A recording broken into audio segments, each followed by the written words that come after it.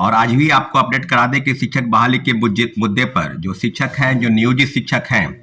और लगभग 3,50,000 से ज़्यादा नियोजित शिक्षक जो बिहार के विभिन्न विद्यालयों में लगभग वर्षों से अध्यापन करा रहे हैं, कोई 15 वर्षों से, कोई 18 वर्षों से, और सरकार के एक तुगलकी फरमान ने, सरकार के एक फैसले ने उनको सड़क पर लाकर आंदोलन करने पर मजबूर कर दिया है। और निश्चित रूप से आज का दिन, जैसा कि तमाम शिक्षकों संगठनों की तरफ से कॉल बुलाई गई थी कि विधानसभा का घेराव, यानी बजट सत्र के दौरान विधानसभा का घेराव करने की स्थिति में तमाम शिक्षक संगठनों और नियोजित शिक्षकों के साथ सड़क पर आंदोलन करने के लिए विवश है। और आपको हम बता दें कि विधानसभा घेराव करने की पूरी तैयारी चल रही है।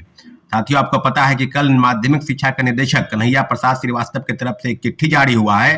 कि इसके पहले जो मशाल जुलूस लागू हुआ था, मशाल जुलूस में जितने भी नियोजित शिक्षक शामिल हुए थे, तमाम जिला शिक्षा पदाधिकारियों को डीपीओ और डीईओ और बीईओ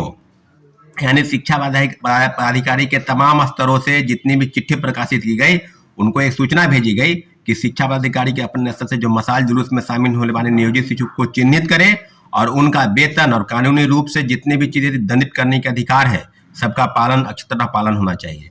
तो आज हम उसी विषय की चर्चा करेंगे कि क्या तुगलकी फरमान के इशारे पर क्या के पाठक और बीपीएससी के पूर्व चेयरमैन अतुल प्रसाद जी के काले कारनामों पर क्या इस तरह का पर्दा डालने का प्रयास पहले महागठबंधन की सरकार, उसके बाद आज एनडीए की सरकार पुनः करने जा रही है। कई टीवी चैनलों के डिबेट में जो प्रवक्ता महोदय हैं, उनके बयान से कोई प्रभाव नहीं पड़ने वाला है। आपको बता दें कि नियोजित शिक्षकों को अगर राज्यकर्मी का दर्जा देने की बात पहले कही जा रही थी, आपको याद होगा कि 2-2.5 महीना पहले एक चिट्ठी आया था कि राज्यकर्मी का दर्जा देने के लिए आपको एक मामूली सी परीक्षाएं देनी पड़ेगी और परीक्षा पास करने के बाद अगर आप फेल कर जाते हैं, 3 बार आपको अटेम्प्ट का मौका मिलेगा। अगर आप उन तीनों बार में पास नहीं करते हैं तो आपको राज्यकर्मी का दर्जा नहीं मिलेगा, लेकिन आप नियोजित शिक्षक रहेंगे। लेकिन पुनः आज जो 5 सदस्यीय कमेटी बनी है, जिसके चेयरमैन अपर मुख्य सचिव के पाठक है और बिहार विद्यालय परीक्षा समिति यानी बीएसईबी जो पटना ये परीक्षा का संचालन करेगी, उसमें मामूली परीक्षा की बात नहीं करे। जैसा कि मुख्यमंत्री जी स्पष्ट कहते थे कि राज्यकर्मी का दर्जा मिलेगा, एक मामूली सी परीक्षाएं होंगी जिसमें शामिल होकर आप उस परीक्षा को पास कर सकते हैं, आदि आदि कई चीजों का वो वहां पर बयान चल रहा था। तो आज पुनः नियोजित शिक्षकों के सवाल पर जो पलटी मारने की बात है, आज शिक्षक अभ्यर्थी क्यों, आज जो शिक्षक नियोजित शिक्षक हैं सड़क पर आने पर क्यों मजबूर हुए, इसका पूरी तरह से आप समझ सकते हैं कि नौकरी लेने की बात, एक तरफ बिहार में 3 महीने में लगभग 2 लाख शिक्षकों को नौकरी मिली और तीसरे फेज की बहाली की प्रक्रिया में आवेदन लिए जा रहे हैं, एप्लीकेशन प्रारंभ हो चुका है, और दूसरे तरफ नियोजित शिक्षक जो 15 वर्षों से 18 वर्षों से पढ़ा रहे हैं, उनको आप एकाएक कहेंगे कि आप परीक्षा दीजिए,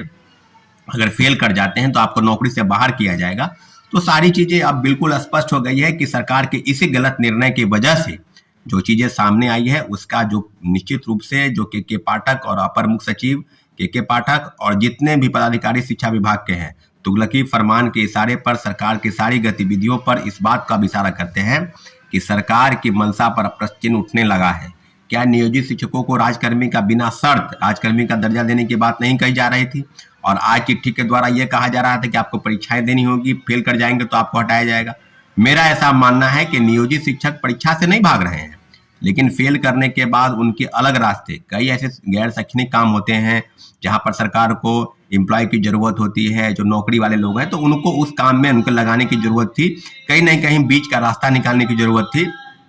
परंतु तुगलकी फरमान जिस प्रकार से निकाला जा रहा है, मुझे लगता है कि सरकार के इशारे पर, चाहे वो महागठबंधन की सरकार हो चाहे एनडीए की सरकार हो, आपको याद होगा कि के पाठक और पूर्व शिक्षा मंत्री चंद्रशेखर जी की जो झगड़ा चल रहा था, उसमें चंद्रशेखर जी को पद से हटाया जाना इस बात की पुष्टि करता है कि के पाठक कितने सख्त और कितने दमदार ऑफिसर है, जिनके कहने पर मुख्यमंत्री जी ने शिक्षा विभाग के जो मंत्री है उनको हटाना पड़ा। तो मुझे लगता है कि इस तरह की चीजों पर अगर बिहार की शिक्षा व्यवस्था को बदलना है, दुरुस्त करना है, नियोजित शिक्षकों को राज्यकर्मी का दर्जा देने की बात पहले से कही जा रही थी और बिना शर्त, तो सारी चीजों पर अब एनडीए की सरकार से मांग करते हैं कि सरकार इन सारी समस्याओं को सुने और समझे, और जितने भी शिक्षक संगठन है उनके साथ बातचीत करने की जो बात है, बिना शर्त राज्यकर्मी का दर्जा दे, अगर फेल कर जाते हैं तो उनके लिए कोई अलग से रास्ता निकालने का प्रयास करे। लेकिन इस तरह के तुगलकी फरमान से न बीपीएससी न शिक्षा विभाग और कोई भी विभाग अगर तुगलकी फरमान निकालता है,